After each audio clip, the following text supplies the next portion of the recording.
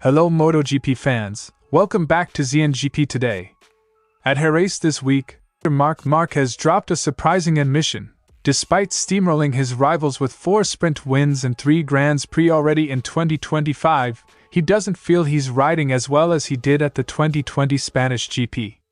Speaking to the media ahead of Round 5, the 8-time world champion dissected his evolving relationship with machinery, from Honda to the GP25 Ducati, and revealed why he's still hunting the bike's true limits. As MotoGP descends on Jerez, where Francesco Bagnaia has swept the last 3 Spanish GPs, the Italian champion is girding to take the fight to dominant Ducati teammate Marc Márquez.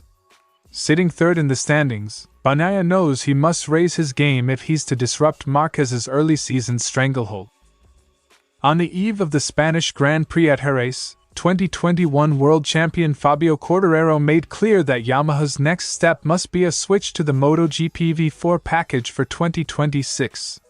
Frustrated by the inline-4's inability to hang on in close battles, he says only a V4 will let him mix it with the very best. Just days after suffering 11 fractured ribs and a collapsed lung in his Aprilia debut at the Qatar GP, reigning champion Jorge Martin is finally on the move, airlifted back to Madrid for further treatment. Aprilia Racing CEO Massimo Rivola has pledged unwavering support for the Spaniard's recovery, even as the paddock turns its focus to Jerez this weekend. Don't forget to click subscribe button and the bell icon for MotoGP news update.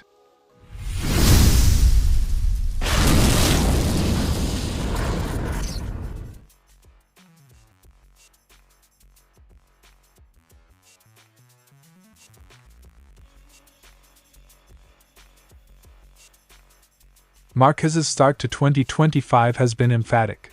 7 wins from 8 races across sprints, and mains en route to a 17-point championship lead. Yet, the Spaniard insists raw results don't tell the whole story, contrasting today's form with his amazing level 5 years ago at the Andalusian GP. In 2020, this Grand Prix, my level was amazing. The feeling at that point, with my physical condition and all those things, was amazing, Marc Márquez said. Reflecting on a decade with Honda, Márquez recalled how years of development taught him precisely where he could push and where to back off. That intimate bike knowledge was both a comfort and a crucible, shaping his fear-nothing style.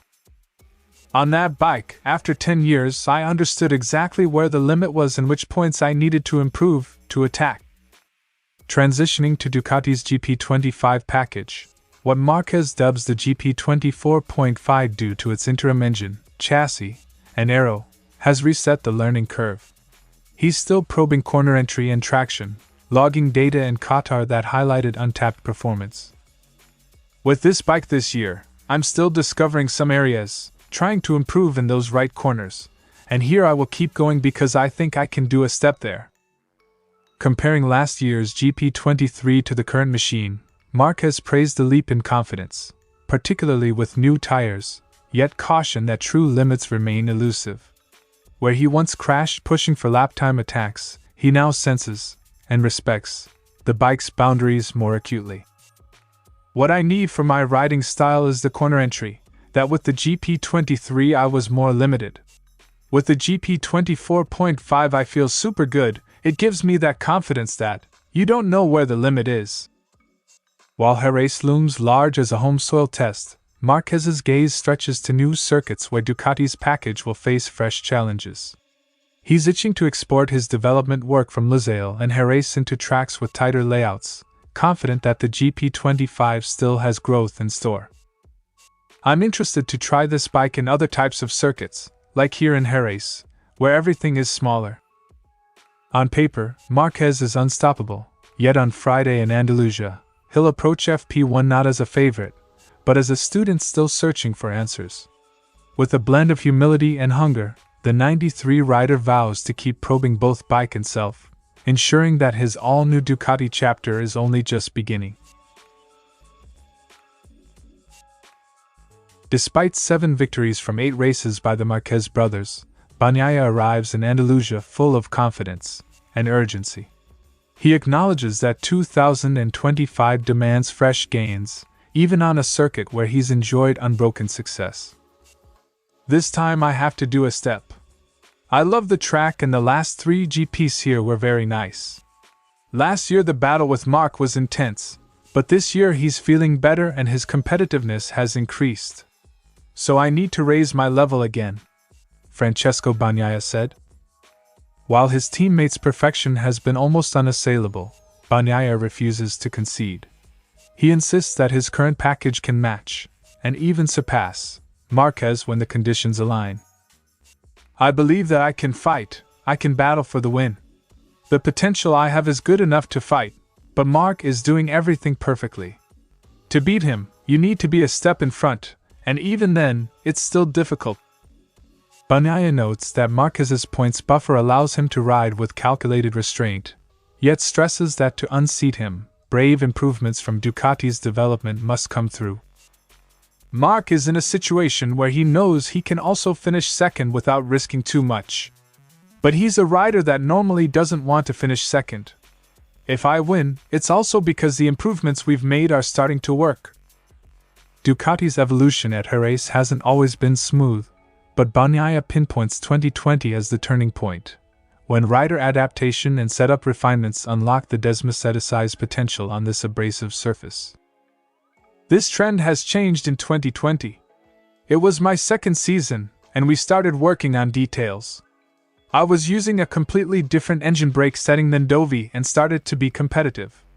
Sometimes it's more about the rider and adaptation. A crash in Qatar left Bagnaia on the back foot at Saturday morning's grid draw, but he's adamant that qualifying remains the only true flat-out measure, and he'll carry that approach into Jerez's tight, technical layout. Post-race testing on Monday will offer fresh GP25 upgrades to fine-tune his attack. Qualifying is the only moment where you can push at the limit. You need that lap. But I will not change my attitude. I will push like always, concluded. With home glory on the line and Marquez's perfect start showing no signs of cracking, Bagnaia's mission is clear. Take the crucial step up at Jerez, then mount the challenge for his 5th straight win on Spain's most storied circuit.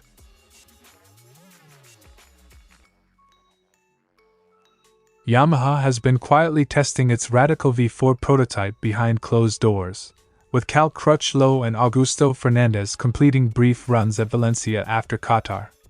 Quartararo stresses these initial outings are about confirming fundamentals, not outright lap times.